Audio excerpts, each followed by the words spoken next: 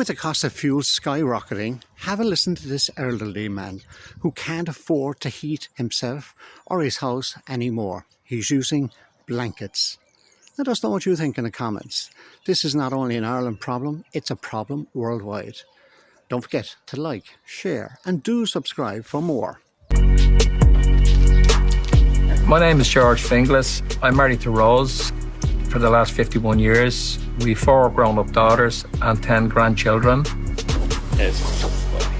I'm 72, my wife is 73, and we're doing our best to get on. We're both retired, yes. I'm retired since 2012. I was a housing official with the City Council. To be fair, because I'm mortgage-free, I am not too bad. I have a private pension as well, yes. But I pity those who just have the state pension. They are struggling and struggling bad. Of course, the pension, to really match inflation, it's not you saying, like for argument's sake, if they give you what would represent a 2.5% increase and inflation goes up by 5%, you've lost out. Your standard of living has gone down again. The food has gone through the roof. The fuel has gone through the roof. We all have to live, so when you get up in the morning, you check the fridge and you see what you need to get on. I tend to, work a list to see exactly what I need and try to stick to it because, in the past I would be, I'd put this in, that in, and you can't afford waste anymore. Heating and electricity, as far as I'm concerned, they're absolutely out of control and through the roof. To me, the energy credits are a lifeline and they're essential. We're getting older. We're sitting there in the evening. It's cold. We need to put it on. We also tried to use the blankets to save. It's gone beyond, affordability. The health insurance went up. Mine went up by €600. The health insurance alone. It's just they can do what they like as far as I can see. I fear so much for my children and my grandchildren. How they're managing childcare is beyond me. We have to help our kids out. We absolutely adore our grandchildren, but as the old saying goes, we adore them going home too.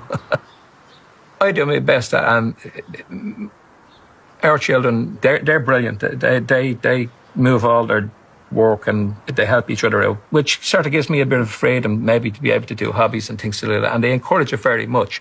But I see so many who can't, and like they're slaves to their grandchildren. Give people sort of hope, and that's what I'm saying about what I'd like to see in the budget. They should be saying to people that we can't foresee the future, but what we'll do is something for today. Well, George is with us here in studio as well this evening. And Olivia, you can tell George, how did he get on in the budget? So a little better, George, you'd be glad to hear. So from your perspective, both yourself and your wife, Rose, will benefit from the €10 social welfare increase. You slightly less because of your the amount of your state pension. But that's going to give you €10 per week each, or a little less, plus the 1 week Christmas bonus. So that's going to help. The PRSI increases are not going to impact you because of your age profile. And by the same token, the small USC benefit, you wouldn't benefit from that either. So bottom line for you, George, is a benefit, a saving of €695, which is a sizable amount. I know in the video you also mentioned the importance of the energy credit to you, and like with Eric and so many others, unfortunately that energy credit as a once-off measure is not going to be available for you going forward. We had looked as well, the fuel allowance was increased from €33 to €38 per week, and I thought, well, maybe that might slot in for you. But unfortunately, again, you're just above the threshold for that to apply. A little like Eric as well, and you mentioned it in your video, what would the difference be if there was some adjustment to the standard rate bands and the taxation for inflation? So same as Erica, you would have been probably €500 in pocket better off if those inflation adjustments had been made. Okay, Olivia, thank you very much. George, what do you make of that? First of all, I think, Minister, you're having a laugh. I don't know, I think they should rename it Spin 25. I made a lot of calls to people because I would have been formerly associated with Men's Shed, and people I'm trying to advocate on behalf of would be on the borderline. They don't have it. I've heard stories and interviewed people in the last couple of weeks in anticipation of maybe having been in a position to talk on their behalf, and like people that never ever had to go. They're going on food queues. They're crying. They're breaking down in front of me. They're telling me that I never had to. I was never in a position like this. My independence is gone. I'm having to basically beg and go and tell lies, and it's really upsetting them. But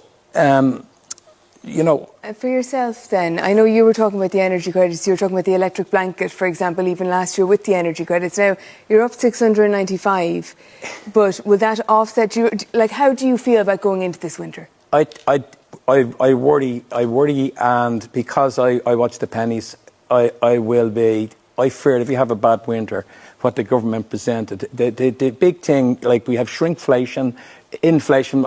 I've learned by talking to people, I didn't know there was such a thing, where what shrinkflation, it's when you're buying a product that you think is, but when you open it up, it's much smaller inside. Yeah, but more expensive. But more expensive. Yeah, but the point is that these are things that's been allowed to hoodwink people. I've 10 grandchildren. My eldest grandson emigrated last January to Barcelona. Barcelona never put 1 cent into his education, but they're getting the benefit.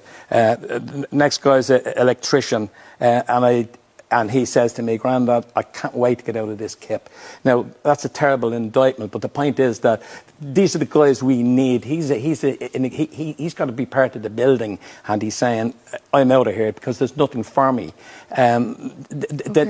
I've 4 grandchildren that's in there. The next one is in art college, and it was our 21st, and I spoke to her pals at her 21st a few weeks ago, and every one of them, 5 little girls, every single one of them said to me they cannot wait to qualify and move on because they didn't feel anything. And then the other lad, he's working here and he wants to get into politics. And I told him, I said, if you're going into politics, change the way, because you've got to talk to the younger people that maybe don't vote, and stick that microphone into their mouth and record what their issues are, and bring that to the people. Deal with those issues. Well, let's hear what the politicians in studio have to say about all that. And George, thank you so much. And Erica, thank you so much. And Olivia, thank you as well. Back over to you, Miriam. Okay.